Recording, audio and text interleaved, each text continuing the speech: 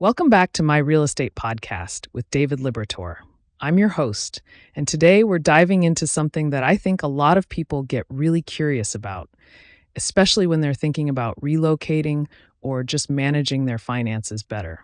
We're talking about Florida's no state income tax policy and what that actually means for someone who's making serious money. David, thanks for being here. Hey, thanks for having me.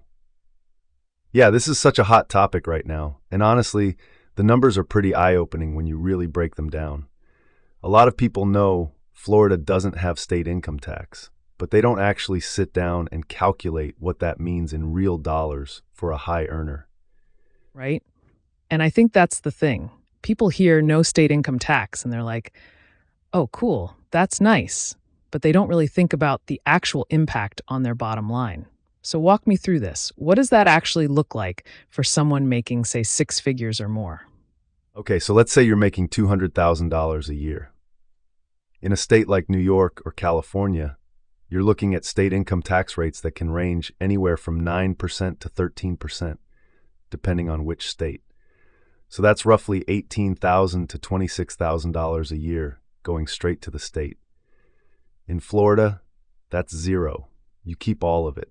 That's a massive difference when you're talking about building wealth, reinvesting in real estate, or just having more cash flow. Okay, so that's real money we're talking about.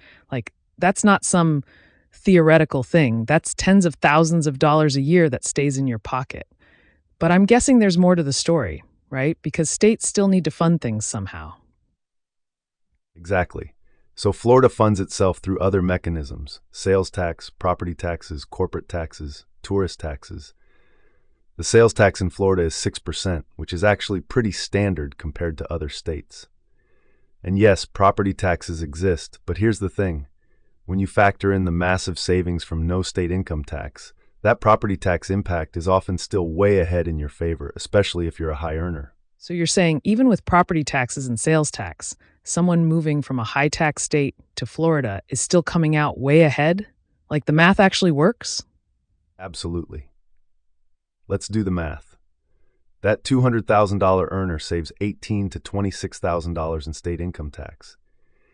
Even if Florida's property tax is slightly higher than what they were paying before, or they're paying sales tax on everything, they're still ahead by thousands and thousands of dollars every single year. Over a decade, we're talking about $180,000 to $260,000 in tax savings. That's a down payment on a house or a major investment portfolio. Wow, when you put it like that, over a decade, that's insane. So I'm curious, is this something that people should actually factor in when they're deciding where to live, or is it just a nice bonus? For high earners, it should absolutely be a factor. I mean, you're working hard for your money, right? Why wouldn't you want to structure your life in a way that lets you keep more of it?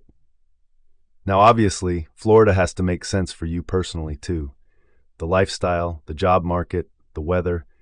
But if you're remote or you have the flexibility to move and you're making serious income, ignoring the tax implications is leaving money on the table. That's a really practical way to think about it. It's not just about taxes, but taxes should definitely be part of the conversation. So for someone listening who's maybe on the fence about relocating or just curious about this, what's the one thing they should really understand about Florida's tax situation? One thing is this: no state income tax is real. It's substantial, and it compounds over time.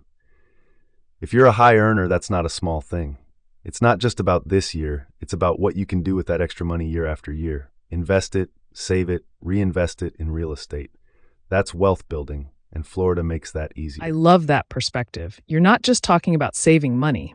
You're talking about what that savings enables you to do long term. That's really smart. David, this was super helpful. Thanks so much for breaking this down in a way that actually makes sense. Thanks for having me. Always happy to talk about this stuff.